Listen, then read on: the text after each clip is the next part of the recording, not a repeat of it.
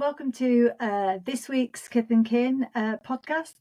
Today I'm speaking to Lee Hammond, who has the Towpath Inn. I met Lee way back now in lockdown on the original Kith and Kin forum, and since then had loads of amazing conversations with him, particularly around marketing of the industry, and most recently about his successes with loyalty and subscription in his own business. And if for anyone who listened to last week's episode, you'll hear how excited I got about that with regards to the future predictions for the hospitality industry. I think there's so much opportunity here and really genuinely something that we all should be jumping on board with. So hope you enjoy our conversation, and here we go. I mean, let's go back to the start. You know my story, but if you go back to the start, it's like, yes, interesting. I've been selling to pubs I was selling fruit machines into pubs. And the way I used to do that was in lots of different ways, but I didn't have a great work ethic as a salesman. And then I discovered marketing. But like my tactics for doing sales would, like, I'd follow one of my competition's vans around for 2 or 3 days, making a markdown because that's the thing with fruit machines, you'd know where they were going, so you'd follow them. They've all got marked up vans, I'd follow them around, write them all down. I'd go into each site and then just introduce myself, and then I'd send out like a mass mailer to all of their sites offering them like half price or free fruit machines for a year, but then I'd target the ones I actually wanted. And then I started to sort of develop that a little bit more then to like running darts events and like creating polarity and things like that to say, look, your fruit machine operator's stealing off you. These are the ways you can check, and I get customers like that. But I do darts events to get people onto my list. So it's always been the sort of same thing, which I was learning off of like gurus online and internet marketing types. So just engaging with an email list. But that business finished under not great terms. Left a business partner that basically completely like screwed us over for hundreds of thousands of pounds. Cars all disappeared overnight. My wife in court on penal orders because of trying to get the blame for his VAT fraud and stuff. The guy's in prison, and Laura's actually getting asked for like interviews and stuff. But she's been in the Mail on Sunday. She's on the Mail's podcast. She's been, because she was the person he tried to blame. Yeah. But like at that point, I'm like, okay, well, I've still got to pay the bills. Like I've lost everything that I've worked for 7 years. So I just went back to what I know, which is I'm really good at digging holes and shoveling stuff. So I ended up shoveling horse crap basically on a farm in the mornings. And my theory was, if I work in the mornings, I get up early, 6 o'clock, down at this farm, clear horse poo like you've never seen before. And that's my thing. Is when I look back on it, I was like, who are you even in competition with, Lee? But like I wanted people to say that's the best muck heap I've ever seen, and that's what it was. I was like, I'd stack it perfectly. I would clear it faster than anyone else. I'd be like, fair play, that guy can shovel shit. It's like, yeah, I can. This is so amazing, because I think this is sort of almost, if I talk to people in hospitality, seems to be this common thread, like just be the best at it. I'm going to do this. I don't care what I'm doing, but if I'm doing something, it's going to be the best. Yeah, and that's why I always see like repeats over and over. But this is like going back 2 evolutions before the pub even, and I'm sort of like, okay, podcasts in, listening to people like Frank Kern, Russell Brunson, marketers, really thinking, right, there's this problem I want to solve from going into pubs that has been with me for probably 10 plus years that I've noticed it, probably 15 years that I've noticed it, 10 years where I've actually been working on it. And it's always been this: you walk into a pub as a supplier of the pub, and it's like, how's your day going? Oh, yeah, it's weather's looking good today. Hopefully it'll be a bit busier. And it's like, are you seriously relying on the weather to be your core driver of traffic to your business? I'm like, there's got to be a way that, and I love pubs. And it's not even the alcohol side of pubs I love. It's the pub side of pubs I like. It's the people, and sort of, especially as a customer, which I don't get to do that much these days. But that's always been the sort of, there's this little thing that I've wanted to sort of try and fix, which is, how do pubs do marketing that actually they can do themselves without getting ripped off by and I started an agency, and it didn't take long then until I was in the same boat as these other agencies. I was like, we're going to have to, I didn't want to be the same as those agencies, or they weren't around, but I didn't want to be the type of agency that goes like, you've got to give me £1,000 a month to do marketing, and I'm going to put £1,000 a month into doing ads. for something that you don't even make that much money off. And I found myself doing that, and I was like, okay, this has got to change. So I didn't know what the answer was really, and Laura, my wife, texted me one day and said the pub in the village is for lease, and I was like, which one? Because they're all falling down, and it's the one on the canal. I was like, well, okay, that's the good one. That's the one I feel like I could do something with. So I was like, okay, I worked out who it was being leased with, and within 4 days I was inside, sort of like signing the paperwork, and I wasn't in a great position financially going in. Like I couldn't even like. I hope they don't see it, but I actually couldn't afford the deposit. I could just about muster £2,000 together. It was a £6,000 deposit, so just went in like all confidence sort of thing, and just negotiated it to say, look, there's so much work here to do. I'm not paying a deposit. I'd rather put the money into getting the pub looking good, and so we can make some money within 3 months of launching it. They wanted somebody in. I'd hopefully given them the confidence that we could sort of do something there, and yeah, paid 2,000 and then worked out a deal to pay the rest over the next few years. I don't think I've been invoiced for even, so yeah, yeah. So cut that bit out. I think I might have paid 1 year and then the paperwork got lost, but yeah, I mean we're still in the pub anyway, so Yeah. and they do all right. So yeah, and then it's like right, okay, here we go. Me and Laura basically did the whole refurb. We did everything like you sort of wouldn't believe, and it was and we got the place open. And then I was like, right, I'm going to do some marketing because that was the only reason I got the pub on. I didn't get into the pub to serve people or because I wanted to like be the best at serving food or making cocktails and things. I got in because I wanted to work out this marketing problem that I decided was a problem and I wanted to work out. So yeah, but I didn't actually do any sort of marketing for 18 months because you just didn't have time. I decided I'd opened the pub. I'd done what you think you're supposed to do, which is like, we better be open all the time for everybody. We were to serve everyone. I just didn't have time. And I was learning on the job. You think, a little knowledge is dangerous, but it's still a little knowledge is dangerous for me now.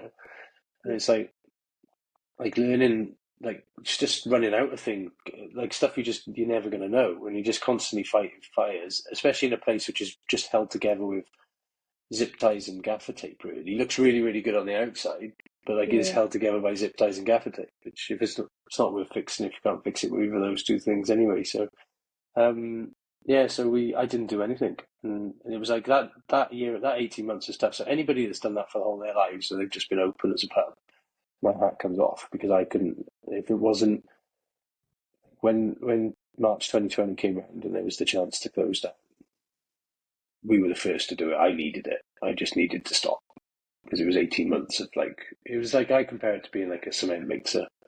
Like once you're in the pub, you haven't got a chance. There's still a piece of skirting board in the pub, which I said, well, I'll do that after the week after we've opened. It's still not done. And that's coming up 5.5 years ago. So Totally relate. there's always something more important, isn't there? So it's like, yeah, so that's how we ended up in the pub game, basically. How long? But How long have you been there? How long have you been there now? so this is our fifth year open was October last year. So we opened October 2018. So, but that was a pub. It was just a wet led pub, no real kitchen. There was a cupboard under the stairs, really, with a sink and which was really just a kitchen for upstairs where you're supposed to live. I Yeah. mean, we don't live on site, so we had a little bit more freedom to sort of things out. So it's you have to do food. You sort of like you knew wet trade just wasn't, especially where we are. It's not. You could probably survive 3 months of the year in summer because we're on the canal. It's in the Brecon Beacons, but you'd have to. We knew we'd have to do food. So, but then out of that, like I think it was Abergavenny Food Festival we were at, and I was just looking at these queues of people outside food trucks, and I was just like, why don't I just invite these guys to come and do food? And that's how we ended up being Wales' first street food pub. So just wind back. Tell me just a little bit about the pub, just to get a picture of the pub and like what is who are your customers? What sort of style of pub it is? How So what's your customers? it's going through its sort of third evolution. It's one of those pubs which everybody looks at and goes, that should be bouncing, and it is when the sun is out and it's in season. But the rest of the time, it's like the village we live in is Gilwern. It's got a lot of chimney pots. It's a big village. it's bigger than like Crickhowell, which is like where the school is and things like that. It's just between Abergavenny and Crickhowell. It's on the canal, but the high street's gone. It's got a butcher's and a few hairdressers and a chip shop. There's no parking around here. There's lots of stuff against you, but then you've got this canal, which is the canal is the Brecon Monmouthshire Canal. It's the most visited attraction in the national park, which you'd think the mountains would be, but the canal is the reason why most people come here. And it's right in the south, right in the south of the national park, so just in it. But yeah, on a sunny day, there's people for as far as you can see, but then like a cold, wet day in January, there's nobody. It's so you're in the village, and then you've got two other pubs. At the time when we took over, they were both sort of wet-legged, doing chips and baskets, that sort of thing. And I think we came in. It's weird, isn't it, when you have your idea. This is what we're going to create, because all me and Laura ever sort of wanted to do was create somewhere that we wanted to go because we didn't have anywhere, and that was always our sort of joint motivation, as well as my sort of I want to solve this sort of problem that's been itching away at me. So that's all we've ever really done is that, okay, would we go to something like that? Would we want to do that? But it's again, it's just like perpetual sort of flywheel of trying to come up with ideas all the time.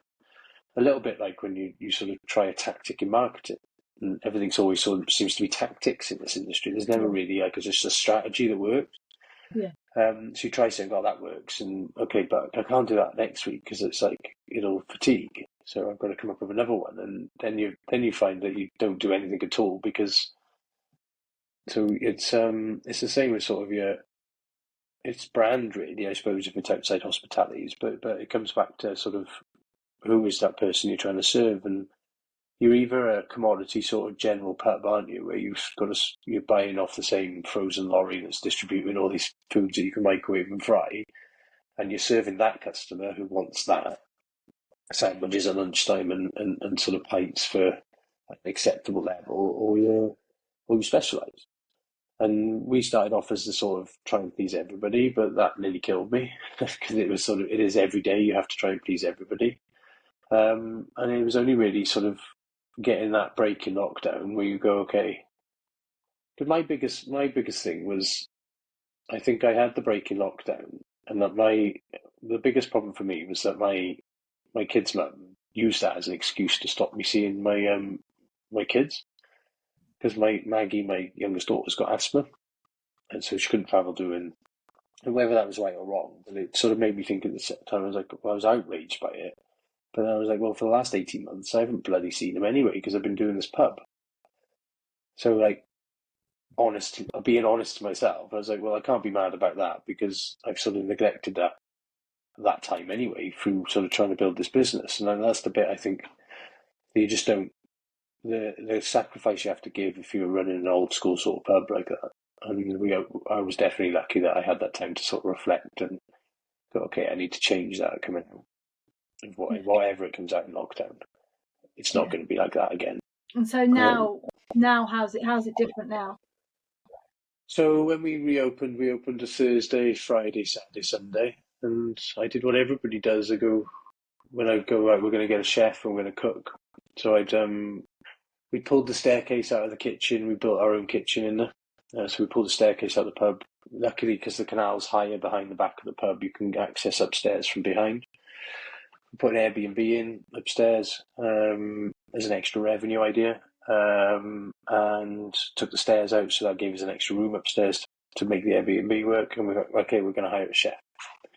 So did what everybody else does, and you put the ad out and you look for the best chef you possibly can. And paint a picture, we had a good business model, which was forming, which was the street food idea. But for some reason in my head, I was like, we've got to have our own thing. Which was I think it was the right idea that we had to have our own thing. I just hadn't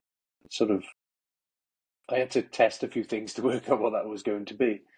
And so we got Carl as a chef, and Carl was amazing. He was coming out with like a small plate sort of scene in London, moved back to Wales with his wife.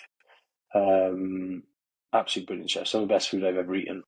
And we were doing small plates, then coming out with small plates for our own thing during the days, and then street food on like Fridays and Saturdays, where we'd have the guests, people in coming and doing burgers, and those street food events were working really, really well. And but our small plates wasn't. Our small plates really wasn't. We're on the canal. People want something very specific from their pubs, and Yeah, they want that pub model. They just they want to have beer, and they want a long menu of sort of pub grub, yeah, and and I'm one of those people that doesn't like pub grub as it is now. It's a modern. It's been sort of it's been commercialized and shortcutted to the point of sort of destroying it. yeah. And pub grub to me is sort of really is. I mean, I didn't really live through a stage where there was sort of where it was proper, but if you actually look back, it was about specializing in certain things. It wasn't about long menus and keeping everybody sort of happy. So, um, and what helped me with that was I was writing daily emails about this sort of thing, and people were sort of commenting, just stick with it. Your food's amazing, stick with it. But in the end, we just sort of had to say, this small plates thing isn't working. I'm saying goodbye to. I'm actually having to stand outside as almost like a salesman, trying to convince people to come and try our food. And the people I did convince would have the best meal of their like holiday. But most of the time there'd be one person, like it'd be a party of 8, which you're thinking, right, okay, this would be a good, and they'll walk down the road and go off to pub grub because everybody's satisfied, everybody feels safe, it's not scary, and so we just decided it was we had to finish that now.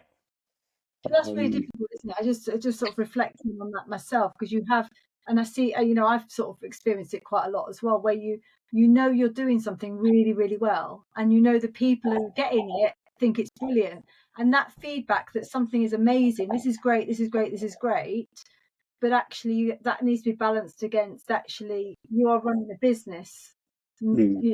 Actually, how do you what's the right thing to do? Did you keep going on the thing that's great, that everyone loves, everyone experiences it, loves, or or do you make a very difficult business decision, which is to cut that bit and Yeah, go be you've more got to. commercial? I think you've got to listen to like people. The reviews and stuff have got to be the second thing. I think in that situation. Well, they are for me because at the end of the day, without when you're seeing that many people saying, then there's only so much marketing that you can do to sort of turn that around. Now we got people travelling 50 miles to come to us for our street food events, but that's because we're leveraging other people's audiences. We hadn't at that point sort of worked out what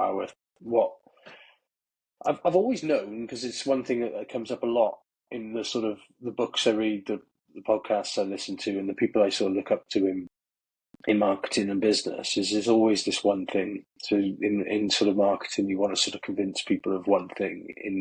In business, you just want to build one thing, one sort of for one person, solve a problem. And like the more things you have to convince of somebody, the more difficult it gets, basically. And that's always been our problem here and it's probably something that's going to need to change in the future here. And I know it's going to have to happen because it's like at some time we're going to have to make another choice. And I tend to find that's an annual thing that we have to make a choice because we're trying to make this location work as a pub. That makes sense. It's sort of as a business. So we're always testing the stuff that's going to work as a business. It's like, I mean, you've got to say, you've got to make some difficult decisions, and you don't know if they're going to be the right decisions, do you? You've just got to keep moving forward with it. And it's Yeah, like you've just got to on your past experience, on what's working, what the numbers say, what you can actually achieve with your team at the moment is a massive thing as well. yeah, And then knowing and speaking to your core group of customers, not everybody, but your core group of people. Luckily, I've got a WhatsApp group of 50 of them on that pay us up front now. So I yeah, can access them whenever I need to get genuine feedback. And then there'd be one or two or three which are like your real sort of like your avatar named ones, which you can actually go to and speak to. I'm having these ideas, what do you think? And it's sort of, and get real life feedback on it and just make the best decision you can. But like making that decision that was a case we're going to have to sit down and sort of, we're going to have to part ways with our chef. Now, Carl was here the other day, we were having chats. I sort of leverage him for sort of, he's an excellent chef, so I'm always after sort of what he thinks on different dishes and things. So, and we're good friends. But he knew that it wasn't going to, like, we couldn't keep running like that. He's not happy as a chef to be sort of people giving him 1-star reviews because his food's poor because it's not what they were expecting. They wanted fish and chips. Yeah, They wanted baskets and chips, and they want burgers. And it's it's really like, tough. look, I know. Sorry, because I know that I remember. So I used to own a fine dining restaurant, which was so difficult to make busy, or be busy enough to pay its bills. But we had people coming up from London to visit us. We were rated in the top 30 restaurants in the country. We were being reviewed across all of the national press, and all the national press were saying we're amazing. You must come and visit this restaurant. But there just weren't enough customers coming through the door, and you just end up going, okay, this is amazing. You're getting, as I say, going back, you're getting all this. Oh, this is great. But the market just wasn't big enough, for that in that location. It just wasn't going to work there at that moment in time, and you just need to. So these are really difficult decisions, aren't they? And it's not straightforward.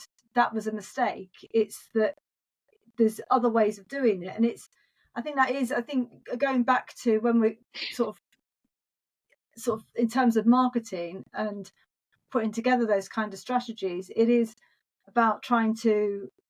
We're always, particularly in this industry, always having to sort of trial things, aren't we? And tactics. You were saying sort of tactics.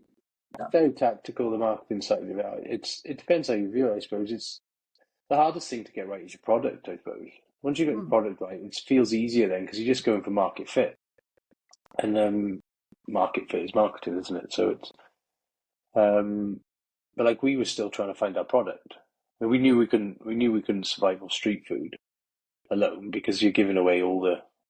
Like it gets people there. You get eyes on it, and there are people that do. But we could only run one street food trader at a time.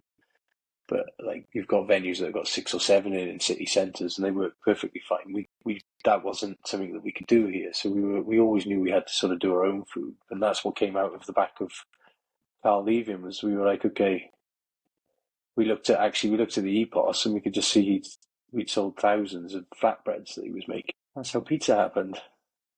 Plus, going back to me being the best horse poo shoveler Wales has ever seen, I've got to look at something and go, okay, I've got a bit of PTSD from having my last chef, financial and sort of like the failure side of it. I feel like I'm going to have to do it this time. And it's like, if I'm going to do this, I want to be the best at it.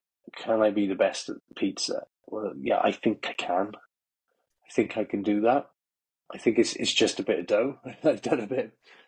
It took me it takes years to master it, but you have to have that initial thing of going. I don't want to try this because I know, like if it was something else, like if it was doing small plates or if it was fine dining or if it was, I think even sort of burgers and things like that. It's sort of like I don't think I would have tried it if that's what I thought it was. But with pizza, I think there was enough belief in me being able to do that myself. Of being able to work that problem out, as well as every other problem that you're sort of working out. Yeah. I went for it. So I've sort of skimmed over the all the street food thing, but you bought in. Well, you were collaborating, which is another strong thing that I think the hospitality industry should be doing more of, which I think was a good thing that came out of COVID because people started doing it much more, particularly with street. But you did it really successfully, didn't you? Yeah, I got 2 massive lessons from that. And the reason that street food happened was I've always been taught it as Dream 100, and it's where you look for the people that have got your audience, and then I'm stood there in Abergavenny Food Festival, Britain's biggest food festival, I'm told. And I'm like, why is the queue on that van so long? I know why it's so long because I'd eaten their burgers sort of 4 or 5 years before, and it was like, well, and they've got thousands of people with their eyes on them. I wonder if I could get them to the Towpath, then I'd have all those eyeballs on me. Dream 100. Brilliant. It's just the concept of it. And I was like, well, I'm just going to ask them. That's what I did. And then the first event was like, when I asked, I actually spoke to Murphy Beefy Boys. He goes, I said, how many burgers would you need to sell? I said, for it to be worth you coming. And he gave me a number. And I was like, that's a lot of burgers. I was like, look, I'll offer you a personal guarantee. I said, I'll pay, if anything short of that number, I'll pay for it. And that was enough in the end. He didn't need to take it. He just went, no, we'll come and do it. And then we were the first outside of like food festivals and people like that to start doing it. In Wales anyway. And we just, the tent was up on the front. 650 covers we did that day. First Wow. pop-up they did, yeah. There was cars everywhere. Yeah, I got into trouble with licensing because they said next time you're going to need a special events license. I was like, oh, all right. So let me recover. I couldn't get out of my bar. It was like to get to change the thing. It was England, Wales, and the rugby as well. So I had a little insurance bet I put because I know that's a busy night. I was like, if I do it on this day, you know there's going to be people around anyway. So But you see, it but was it is still a very brave thing to do, and I understand lots of, particularly pub operators, but lots of people that just are reluctant to do it because they feel, well, we're giving away our food sales to somebody else, so therefore, and then they see these long queues at these, they bring in people, they can see, well, we would have been having all those sales, but I think it misses that attitude or that fear misses the understanding that it's a bigger picture and it's a strategy over a longer term, isn't it? It's not just one event. There's a big ego in the way with that Yeah, sort of limited yeah, belief, a big ego. And there is big egos in this industry because we're all used to being master of ceremonies, aren't we? Sort of behind the bar and sort of, so there's a big ego in there. And everybody this year is doing street food pop-ups with us. I don't know what it's like everywhere else, but like I just look, every pub has got a street food pop-up in the garden. Some of them on Tuesdays, some of them on weekends and things. yeah. So I like, went out last night and there was one at the pub next door. I was like, oh, okay, that's what's going on. Yeah, I've been there. yeah. So I'm like, okay, so how do we do it better now? So I mean, I've had like pubs like the Beefy Boys who did ours even like recently said to me that such and such asked us to do one. We said no because we've got a good relationship with you. I said I really appreciate that. He said you don't have to, but I do really appreciate that. To be honest, I don't think it would affect our business anyway because I think you could do one down there and then as the next day they still sell as many. Their brand and their products so strong, and it's always good for me to sort of see that example of what you should be heading for, I suppose.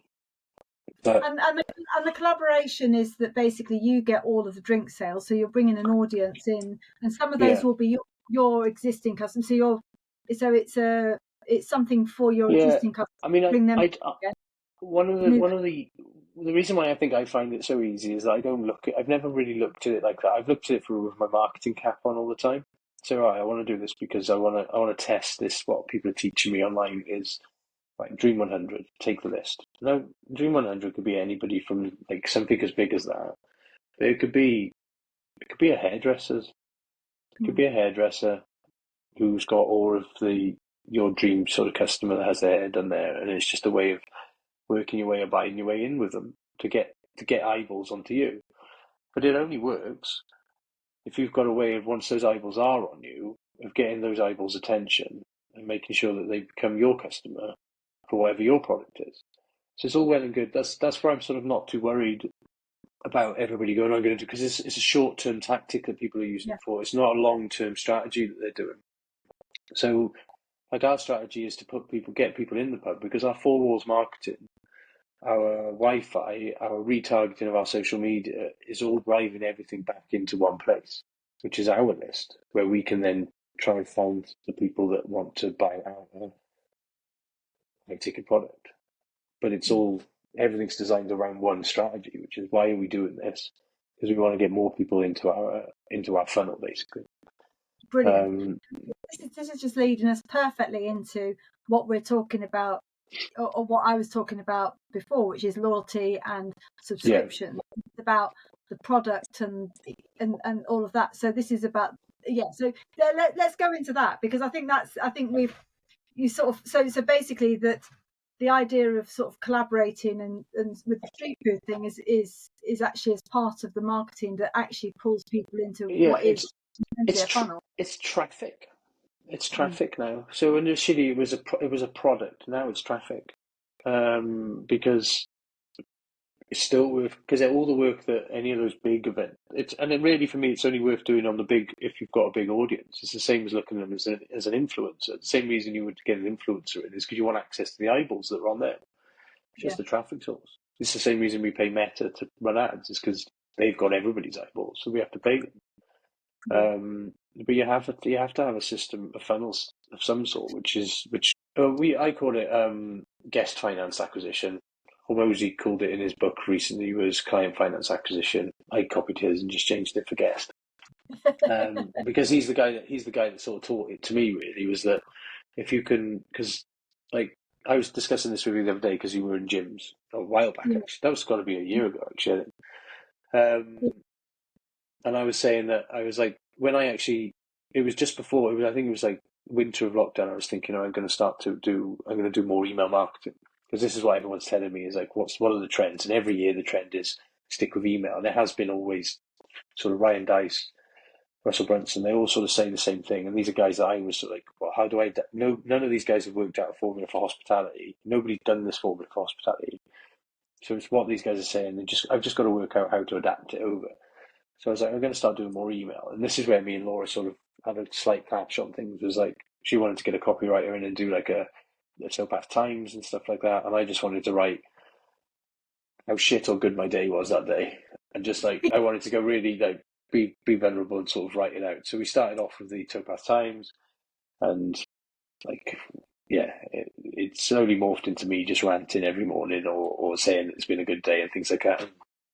But I didn't have like, and I think that's the problem with hospitality is there's nowhere to actually go and find out. When you go, I want to, especially as an independent. If you're a big brand and you've got head office or corporate, as they call it in the office, if you've got a corporate office with a big marketing budget, it's easy. You spend lots of ads, you be very product focused, and they market like that. If you're an independent, you've got nowhere where you can actually turn to go, okay, I need more bloody guests. I've got a good product. I need more people. How do I get them? Okay, there'll be agencies out there that tell you they can know how to do it, and they're probably good at driving traffic to your restaurant, but they're driving them in. So I was like, and I heard it on a podcast or something like that, and it was I heard this fact that gyms and restaurants are the ones that there's a 4 out of 5 gyms and restaurants don't make it past its first or second year. I was like, oh, bloody hell. I was like, I'm on year 2, yes. And it was, and then I was like, well, if gyms and restaurants are in the same sort of same group, and I was like, maybe there's somebody in the gym space that's doing it. This is how I come across. What was it? I came across him in 2019, and he had and gym. I'm working with a gym client at the minute, and I followed his stuff, and it's amazing for best practice, and I've actually adopted it for the gym, and it works. It works. Yeah, even his old stuff, and there's loads of people copying him as agencies now. Just going, yeah, we can do this for you, but just go to the guy that actually knew how to do it. Yeah. And so I've just started to adapt stuff that he was doing, basically, and like testing the stuff that he was saying every day, every couple of days in his podcast. Went back to the start 2 years before, listened to everything, and started to put it into practice, and just tested all of these tactics. But it wasn't until how I would sort of define it, which is his most recent book, where I've gone to, okay, guest finance acquisition. What I've got to try and design is a way that I can run an ad. And it comes back to something else, which is the person that can pay the most to acquire a customer wins. And I can't remember whose quote that is, but it's re-quoted by loads of people all the time. But I think if you understand that, that's when you understand that you can actually start to, when you understand sort of traffic and ads and marketing, it's the person who can pay the most. And that's not the case. That is the case of having the biggest budget in some cases. But as an independent business, if we know our numbers at different stages of the sales cycle, then we know how much we can spend to get somebody at the front end of a marketing funnel. So everybody's sort of everyone's looking at like prep. I look at, is it Pantera bread? That's where I got the idea for the thing. I'm listening to his book now at the moment.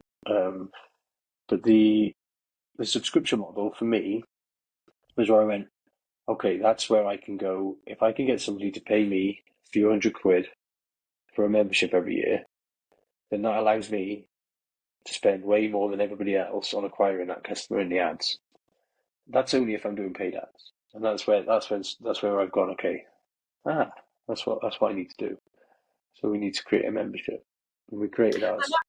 That's quite interesting, isn't it? Because I think, and for anyone who's thinking about this, I think that might be the hardest bit to get over, because as an industry, we're so used to just going, open our doors basically and going, here we are, come and try us, have a pint or whatever, and then, Mm. oh, please come back, and we'll do everything we can. So we work, as an industry, we work so much on this, it's word of mouth marketing, really, and it's just get someone through the door, and once they're through the door, they're going to love us and they're going to come back again.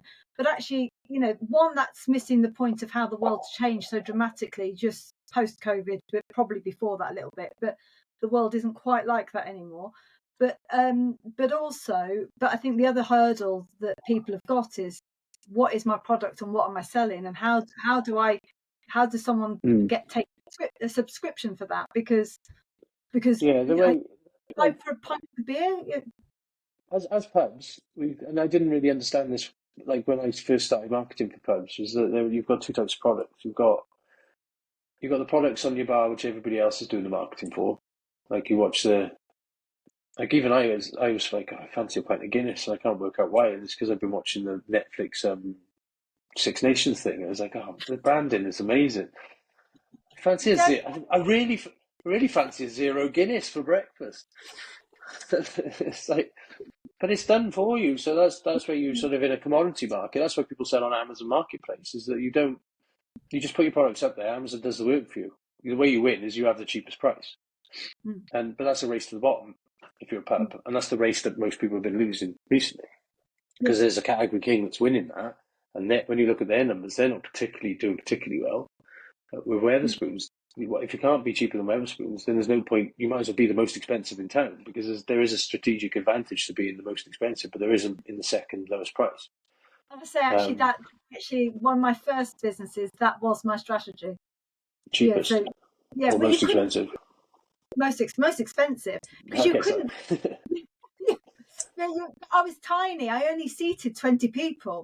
So why am I trying to compete with Wetherspoons? And I can't compete with Wetherspoons. And Wetherspoons is this story, that.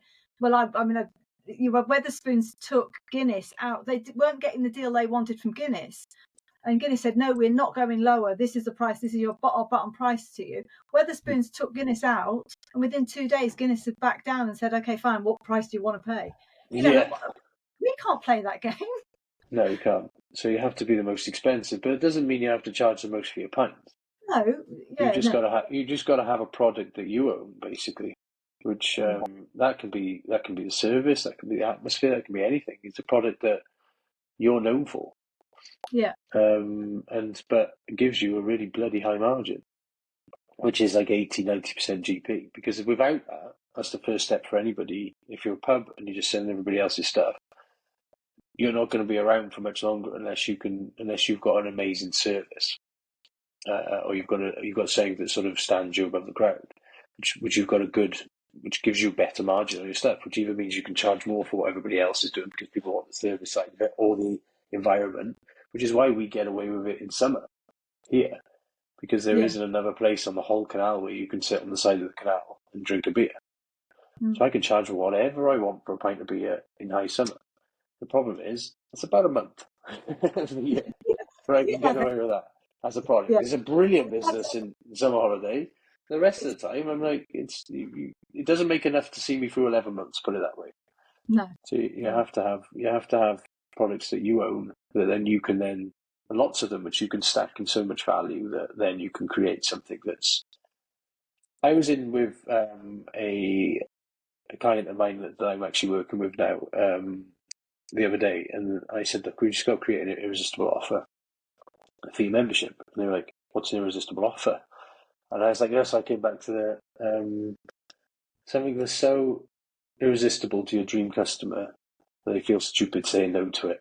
And it's the best definition, but that's the secret to sales. If you, I can't remember who said it was a guy in the gym space. The secret to sales is making an offer to your perfect customer that's so irresistible that they feel stupid saying no. That's all we do with our memberships. We build something that's so irresistible to our perfect guests and solve such a big problem for you over a 12-month period that it would be stupid for them to say no to it. So. And I think that you touched on another thing that I think might be difficult for people to work out in hospitality, because again, everybody takes hospitality for granted, and so so the question would then be, but how are we as a pub or a restaurant or a cafe solving someone's problem? And I think that is a sort of, I mean, Yeah. I know because I love the industry, and like you, I know you touched on at the beginning about why you love pubs. I know the value of it, but I think a lot of people haven't explicitly thought that through. I mean, what are your thoughts? I think if I go to my own experience on it, what I love more than pubs is independent food places. Like people are really trying to, and one of my biggest fears is that choice is taken away from us by big business, and everything's this sort of mediocre. And the thing is, there's a massive market out there for it because there's so many people that are happy with it. But I don't blame what I'm starting to discover from making pizza myself. There's a lot that's just education, is they've never actually had anything nicer before. So they don't know that it's an option for them, and it probably could save them money if they were a little bit more specialist. But street food's one of those things that's been changing that as well. Okay, can you ask the question again, Cassia? Because I've gone off thought. Even I can't remember the question. But it was a good question. I had a brilliant answer. It was about understanding. The problems you solve.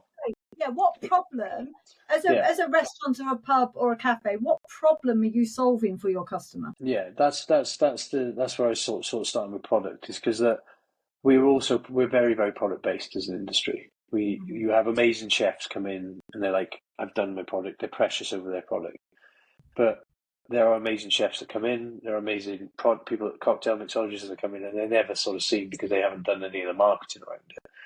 Because the problem you solve is the same in any industry. It's either in health, it's in wealth, or it's in relationship. Now, they can be defined in lots and lots of different ways. You've got them defined in very crude ways, but the easiest way to think about it is that wealth is, you either give people a perceived value of wealth by being there, or you're saving them money. Health would be something along the healthy food side of things. So you're solving a problem for them sort of eating more healthy. So that could be subscription models they've got, and like restaurants are sending out sort of, or health food that they sort of specialise for, sort of chains that are set up for more healthy. You've got vegan restaurants. Most people are vegan because they think there's a health benefit to it. It's not going to get into that. And then you got relationships, which is where most of us are going to fall. And I think that's what we found as we sort of, every year when we try and improve our sales process, what we do is we've always focused on sort of relationships, but we started to focus on a little bit of health as well. So we solve problem in wealth, sorry. So like with cost of living crisis and things like that, you can solve a problem for somebody to say, okay, if you remember, like we solve the problem of relationships really, but we're going to save money on you making sure that you hold accountable to yourself to go out. Because the best way for me to demonstrate is, the dream scenario for me is that I had three or four subscriptions to 4 places that I loved, the restaurants I loved, which gave me a massive reduction on that. But I knew that I was going out 3 or 4 times a month then with the people the relationships I want to have. That could be anything from grabbing a quick drink to a full-on fine dining experience. But you've got the pizza that you love, you've got the different foods that you love all ticked off, but they're all boxed off at the start of the year, so you're held accountable. You need to schedule those sort of relationship things in, because we're all busy, we're all feeling the pinch a little bit with things getting more expensive. So as hospitality, we can solve those problems for people with our products, but we solve it in a way that it's like, take for example this weekend, I have been slammed. I know I'm going to be slammed at the end of each month, because most people leave it to the end of the month to come and use what they get in their membership, especially when it's like January, and they're like, well, I've got to go. And they're like, and I sat down with one of my members yesterday after I finished pizza service, and they're like, Joe, what? I wouldn't have got out this month with my family. I'm out with my mum, my dad, my wife, who's heavily pregnant, and my son. I wouldn't have forced myself to come out. I've had a lovely evening. I wouldn't force myself to come out if it wasn't for this. So I'm solving a massive problem. It's a pain that they would feel if they were like me and they were looking back 18 months and they're like, I'm not allowed to see my kids in COVID. And that's the thing, people take it for granted, don't they? Yeah, people take it for granted. people think, oh, I won't do it right now, I can't quite afford it, or I haven't got time. They don't tend to make time for these little touch points that they have with other people. But actually, that's the value that hospitality industry has, isn't it? That these are places where you go to, where you have those touch points with other people, whether they're massive celebrations or whether they are just a quick catch up with somebody. And so actually, as an industry, we are solving people's problem. That we are providing that for them. They'll always sit in health, wealth, and relationships. Basically, most of it's in relationships. It's hard to write that up and say that's the product we're doing because we're so product based, but we've got to be solution based basically, and that's what gives you a chance. Is when you're actually building out that irresistible offer or a membership or a reward scheme. Is you go, okay, that's why it's really important to know who you're serving. Because if you're trying to serve everybody, you've got way too much going on in your reward scheme. But if you're just trying to solve the problem for one person, like say a busy, career-focused mum of 3 kids and wife to a also busy husband with 2 dogs, do you know what I mean? Goes on holiday 3 times a year, but also wants to spend more quality time with the kids. Traditionally, would have to travel an hour to get sort of quality food that she wants, but the Towpath brings some street food that's really, really good quality in, which the kids like, but also does the best pizza within 50 to 100 miles. It's product based, but it's the solution that it's solving because otherwise they'd have to travel further. It's on their doorstep so they can fit it in. We've given them a massive discount by them saying, yeah, we're going to come 12 times a year. That's all we're asking people to commit to when you say an annual thing. It's just if you. Yeah, sorry. And how's it work for you? So they get all these, they get discounts and stuff, but you've stacked it up so that you make sure that works for you. But is it paid up front or is it paid monthly? How's it work? So there's lots of different ways you can do it. Ours is paid up front. We tried the monthly and things like that. And I've only in 2.5 years of doing it, and we've never actually gone. It's only this year we're going to go sort of flat out in marketing it. Most people just don't, unless you're on my email list, you won't sort of hear about it. There's no way you can sort of find it outside of that, and that's because we've never really been. And that comes back to because we're trying to do two things here. If we just did pizza, it'd be really, really easy for me here. Or if we just did our own food, but because we've got street food as sort of what we're known for the last 5 years, it's very hard. And that's why I said there's obviously a decision that I'm going to have to make at some point in the future. And that's nothing to do with the sort of the system, the funnel. It's actually a business decision where you have to go, okay, if we just solve the problem of going out for pizza and say fries, it would be much easier for us to sell to create that product for people and solve that problem for them. Because you'd understand that because it'd be a clearer product. It would be. It's so much easier to communicate. It's so much easier to put it on a page. Whereas we're going, oh, and we do this on some days, we do this on other days, and we've got a really complicated business model. As a product, we've got a really complicated product. We're always trying to simplify it. But the only way I simplify that is by going, I don't do street food anymore. We just do pizza. But the pizza's it's sort of there's a confidence thing where I have to go because the street food bit is the high profile bit, and and that's the busy bit. That's what we're known for. And it's like, oh, we're not going to do that anymore. It's like, well, it's a bit scary, isn't it? So it's like, and it's not really necessary at the moment because my worry would be is that am I actually solving a problem? Am I serving 2 avatars with this, or am I serving one? And that's what I've got to work out because I go around coaching it and teaching it and implementing it for other people, and I find it really easy to tell them, no, that's 2 avatars. You need to have 1 avatar. Yeah. Sorry, quickly, just anyone doesn't know, an avatar is basically where what you were just describing before. It's the perfect customer, but it's one person you describe, and you describe them in absolute detail so that you have an absolute fundamental understanding of who that person is, and then you build that as an avatar. And then that when you're doing any communication or anything you're doing, you're just talking to one person all the time, and you're creating a product just for that one person. It's harder than it sounds. I know it's really hard. I've done it so many times, and you go, yeah, it's this person, and then you go, oh yeah, but I quite like this person too, and this person can sort of be involved, and then your avatar just becomes not who you're talking to anymore, and you have to be it's really hard to do, and then you have to be really disciplined to keep to it, because actually to keep things, in order to be successful, you need that simplicity, don't you? I think so, yeah, and it's something that just keeps coming back, and I'm sort of learning all the time. Is even with launching like the coaching and sort of the coaching business is sort of, well, who am I serving? It's like, am I just going to do pubs? Am I going to do restaurants? Am I doing hospitality? Am I doing? And that was like, that took a long time for me to work out who I wanted to sort of help there, because I came into it wanting to help pubs, but it applies to all of hospitality. But then it's like, if you can't define it in one word, then you haven't thought about it enough. So yeah. restaurant entrepreneurs, I think, is where I am on it. We'll work it out. Yeah. Indeed.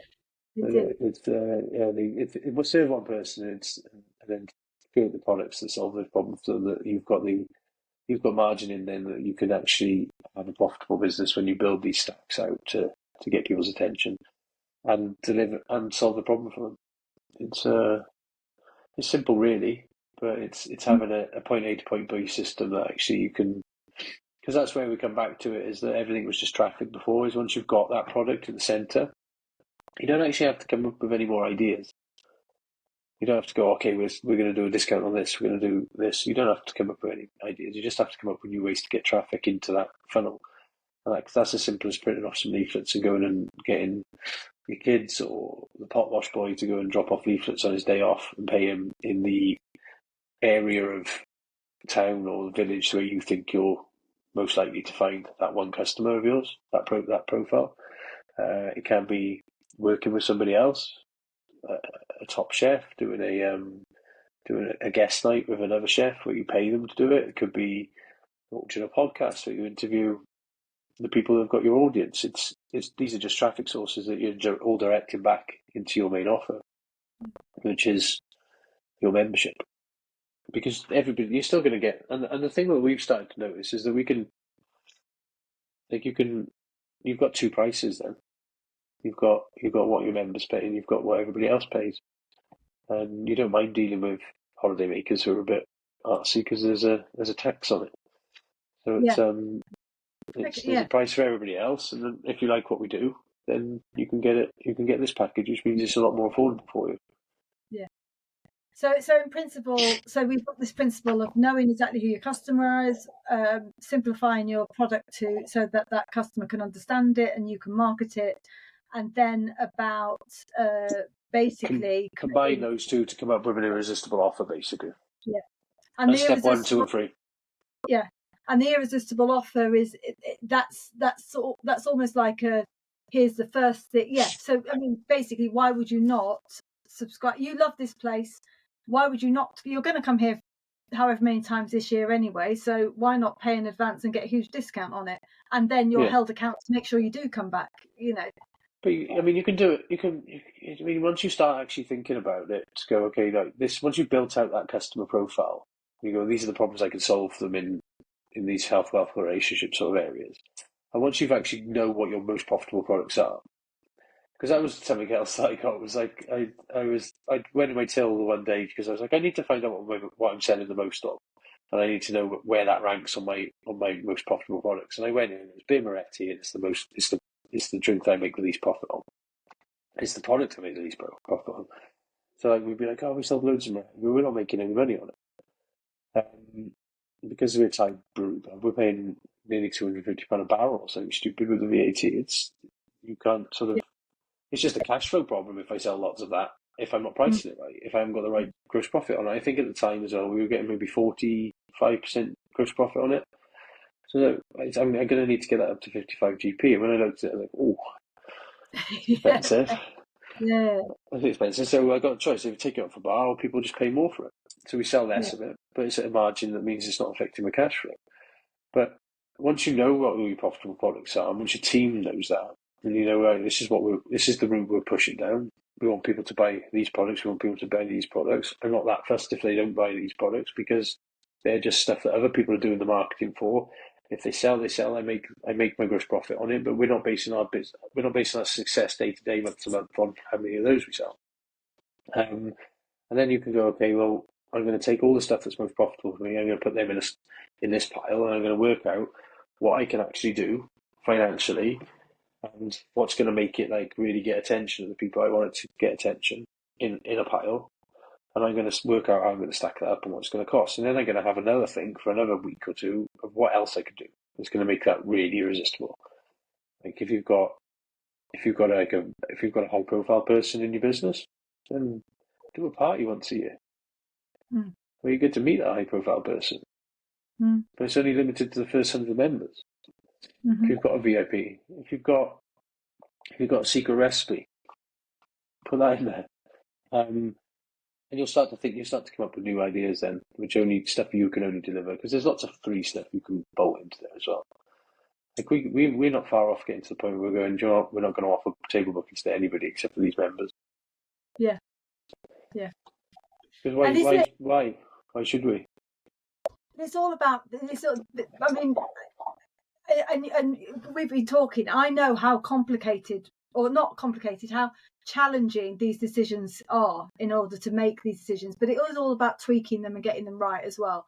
But particularly, as you say, like creating that avatar is a really difficult thing to do, and then creating the product that goes with that, and it's almost easier if somebody else comes and tells you and says, well, no, you're doing too much in that direction. But once you've done that, then what you're doing is really all of your marketing activity is all just about getting people in so that you can start having the conversation to tell them about this irresistible offer, isn't it? So actually, marketing. Once you've got those 3 bits sorted, which is the step 1, 2, 3, then you've got to build something that will be able to do all the hard work for you, basically. So all your web pages, all your email follow-ups. You need a system basically that does all the work for you, and once it's built, then that's a funnel. So you stick loads of people at the top, and it comes out the bottom with people that are paying you for your membership. But all the way along the line, you're generating lifetime value. Loads of people at the top, and out the bottom comes your avatar, the person that can't resist your. And they've given you money, and they like lifetime. Anybody that's signed up with us as a member, we've lost one in 2.5 years, I think, of doing it. So we've lost one, and that's because they moved. No, I tell a lie, we lost 2. We lost one after we stopped doing the small plates, because that's what they were there for. But most people stayed with us even when we completely changed what we were doing, because it sort of built. I mean, we're not talking massive numbers because it's never been put. We're testing it, sort of thing. Yeah. But yeah, people come out the bottom. We've got the funnel, and then that's pretty much step 4, 5, and 6, and then step 7, 8, and 9 is just traffic. Now you can do that. You can do that through content, which is going to be your organic stuff. You can do that through, there's tons of different ways you can do that, which is like what we're doing now. Or your social media, the normal stuff that we do, where you're taking pictures of products. I mean, I'm a big fan of the person, product, and procedure sort of attack on social media. So just feature those, but everything's coming back to, like, if you're doing reels on your Instagram.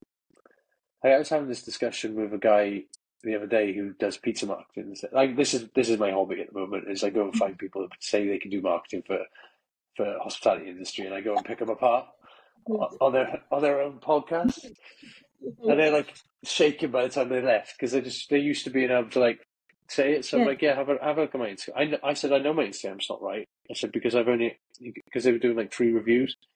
I said, I know my Instagram's right, but I only ever use it for retargeting. I haven't used it for new. I don't use it to get new people. He goes, well, if you want to get new people, you need to be doing a reel a day. I said, why is that? Because that's where you get access. So, okay, that makes sense. We'll implement that. So I learned something off it.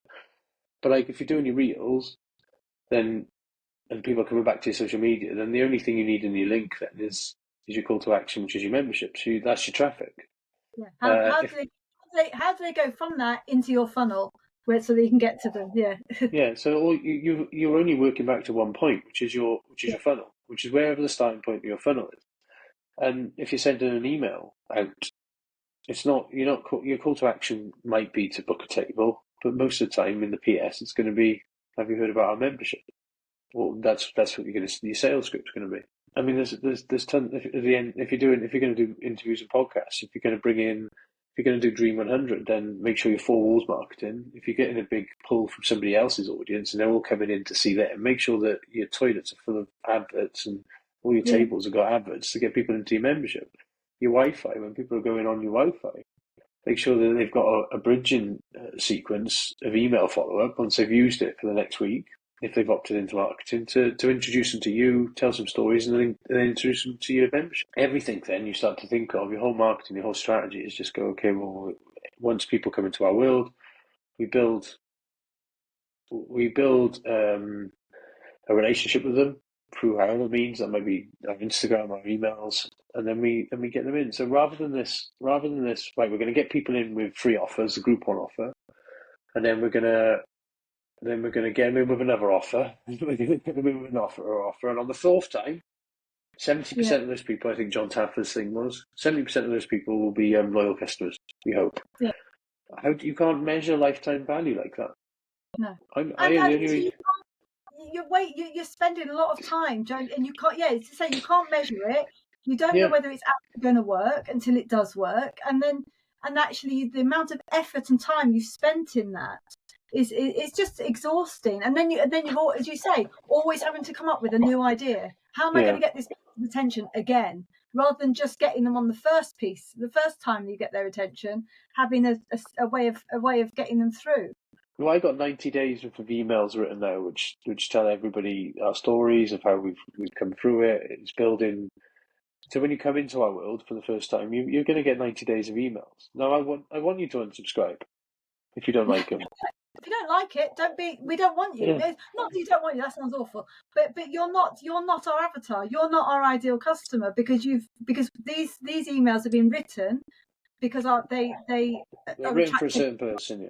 They're written for that one person, and it's if you like that, the person's going to email you back and go, "I love these emails. I love your pizza. I love everything you do. I'll see you again next week." It's those people you want, and it's like, it's you got a membership? Yeah, sign me up. Have my money. It's that side of it. You're not trying to sell this thing. You build a relationship with people. What we've always done in hospitality, but it's not guesswork. You can see your numbers, so you know how much it costs you to get somebody into the funnel. You know how much they spend in that first month in your world, and then you know how many of those people you convert to your membership, and then it's just a case of how many people can you put in at the top, because you know what your numbers are. And what's so exciting for the hospitality industry, one, is because it definitely works. It makes sense. As you've just explained, it really makes sense for the industry. What it requires is just that shift from this, open the doors and see who comes through it, to actually being very strategic about it. But also, and I think I was talking about this last week, the industry is going to go this way. But there's a real opportunity for the small independents to really get very good at this now, because this is because it's not that this is challenging. It's not challenging to our customers, because our customers are doing this with other services that they get provided all the time, and they're actually very used to a subscription. It's everything. It's everything. Phone contracts, TV, everything's on subscription for a reason, because it's predictable. If you haven't got subscription in your business, you can't predict anything. Yeah, but hospitality's behind on it. So nobody's come up with a way to do it yet. That's right. You have. Well, have you seen Pret's figures when they did the test on theirs? Yeah. They did they launched theirs. I think their coffee club. It wasn't even 20% off everything. It was literally just a free coffee every day if you paid them £30 a month. They saw that their normal customers that weren't in the customer club would visit twice a month. That anybody who was in their club, this is their figures, visit 28 times a month. Amazing. I mean, just amazing, isn't it? So it's like, are you saying that when those people order 28 times, there will be people, and there are people in my membership that come in and they can find some very ingenious ways of spending what they're entitled to the exact amount. Like, it's like one person, maybe two out of 50 that can do that. Everybody else, my average spend per month from a member is £170, and that's across the board. On top of their fee that they pay annually. And how much are your members paying? £300. So it's really significant. And then once you've got them in, then it's about retention as well. So you have got all that work to do as well. But hospitality are good at that. We should be good at it. If your product's good. Yeah. If your product's good, which I wouldn't even look at the membership. Don't look at a membership if your product's crap. Get your product right, and then work out your customers that you're going to serve with it. Then work out what your problem you're actually solving with them for that product. And then you build something that's so irresistible to them. But we're already doing the hospitality side of it. But we're guessing. We're going to predict. We're just hoping that day, tomorrow, it's sunny and it's going to be busy. Yeah. And sometimes it's sunny and it's not busy, and it's like, what the hell? But I can have, like, the lessons for me is like, whenever I see Beefy Boys pull up in that van, I know it's going to be busy. It doesn't matter if it's snowing, if there's a 60-mile-an-hour wind, or if it was smashing down with rain like it was a couple of weeks ago. There are still 400 people that are coming for those burgers. So it's not an Yeah. excuse to say we're always looking for these excuses. It's not an excuse to say the weather. No, we're just not quite there yet. Our product's not quite there, or our market fit's not quite there yet, But I because there think are that's people why. doing it.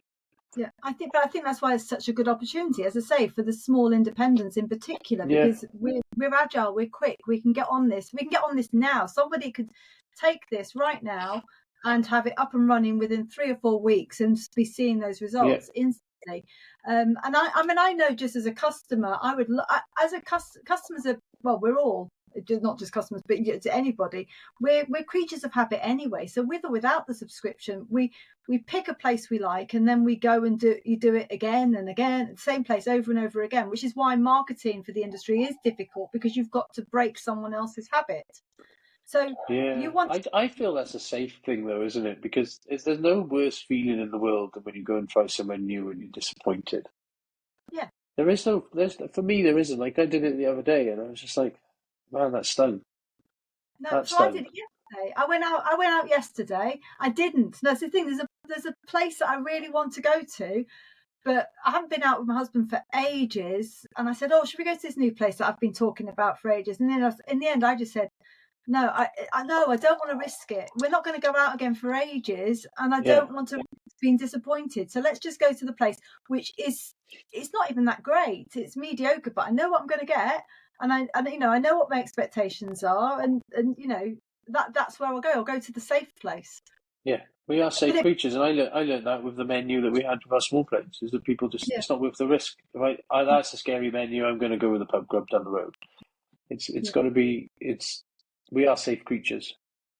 We're So fear-based animals, aren't we? If something looks scary, we don't do it. So totally true. That's a whole different podcast about. Yeah, never mind. yeah, Forget it. I'm not starting that now. But so I was going to say, oh yeah, so you obviously are running the pub now, but you're also basically doing this for other people now, and sort of yeah. So my can't Monday it? to Friday, 9 a.m. to 5 p.m. is pretty much me. At the moment, it's me getting the new Towpathers funnel in place and ready to relaunch on February the 1st, and servicing the clients we've got already. But yeah, it's like I was genuinely down the Big Pit Mine about a month ago with my two youngest, and I was just sat there. It was a lovely tour, great museum. Everybody should go to. It's free. You get to go 100 meters down underground and sort of learn about mining. The guys that do it are so enthusiastic. It's brilliant. And then there was a little talk at the end just before you get on the lift about the miners' lab and how it was just invented. Sir Humphrey Davy invented it. And I was like, and that's not me comparing myself to Sir Humphrey Davy at all, but I was like, for years I've been like, I'm going to solve this problem. And it's like, I've never really understood why I wanted to solve the problem. Mainly, I think because I went, I'm going to do it, and then it didn't work out. I couldn't do it. I think it's the failure that's driven me to sort of go, I'm going to have a pub and I'm going to work it out. But I've never really gone, well, I don't know how I'm going to do it once I've got a formula that I genuinely believe can really help, initially pubs, but anybody that's got a good product, it will help. And it helps quickly as well once you sort of implement it. So it was that miner's lamp, and it was like he sort of, miners are dying because of gas in the ground and flames and stuff. And he invented the gauze around the gas, which means that the gas can't escape the gauze, but oxygen can get in for the flame to burn. I was listening in the museum, but I was just like, no, I'm just going to get this out to everybody as quick as I can, and I'm going to do it for free. Because I could, people do pay me to do it for them, which is even quicker. But the sooner like you can start implementing the first three steps, which is the guest, the product side of things, and start to actually have an irresistible offer, then a lot of it can get done anyway. And you can make momentum on it to a point where you can either continue it yourself or you can start to get other people in. But the urgencies around there is because there's so many of these agencies just popping up, which are going, yeah, we can help you, and I've fallen for three of them. I'm falling for three of them at low times where I'm like, I don't know I need more customers. I don't know what I'm doing. And that's what they prey on. It's like, we can get you customers guaranteed, and it doesn't work. You're going to have to do this yourself. You're going to have to do the groundwork yourself, because nobody understands your product like you. Nobody understands your guests like you. An agency's never going to understand that you have to do that groundwork. And even if you take that and then go, okay, I'm ready to do ads now, and go and pay somebody else to do it. It's get those three sort of basics in place. What is the product? Who is the guest, and what's your offer? And then it's easy. You can pay people to drive traffic into you once you've got a funnel and things. So yeah, I think the way I'm gonna start to do it is I'm just gonna do some sort of challenge in the middle of February, which is gonna be free. We're going to try and get as many people on, and it's gonna go into more depth than what we've done today over 5 days, and get people a result over those 5 days that they can actually then go in action. So it's it'll be mid-February. That's where I'm doing it. I don't know where it's going to be hosted. Probably on magnetichospitality.com. I haven't got around to building that stuff out yet. But I'm